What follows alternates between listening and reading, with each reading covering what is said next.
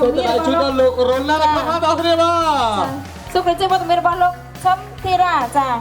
Đồng nàng ở nàyในคำ Bà xong anh em của mình chơi lục chấm thì ra final manager bà Robinson Legend lao lên Vertica.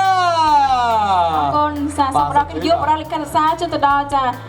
រឿងកំណត់ហេតុនាងនេះដែលជាស្ថាប័នមួយទទួលបានការគ្រប់គ្រងខ្លាំងមែនទែនពីសំណាក់ទស្សនិកជនឆ្នាំ 2016 ហើយចូលរួមសហការបានយ៉ាងល្អបំផុតជាមួយរឿងភាពយន្ត Legend របស់យើងចា៎ ហើយក្នុងថ្ងៃនេះគឺខ្ញុំបាទក៏សូមថ្លែងអំណរគុណដល់ជ្រាលជ្រៅចំពោះបងប្អូនទាំងអស់គ្នា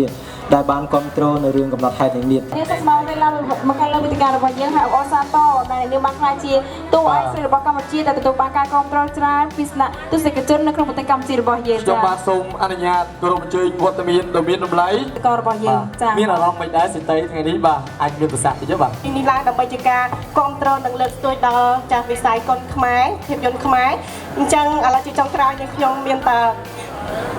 សូមសម្លេងអបអរសាទរ ចា៎ដើម្បីផ្ដល់លិខិតសារជូនដល់សបាយ MVP បាទសូមអញ្ជើញមកប្រុសធីរ៉ាបាទសូមអញ្ជើញបាទ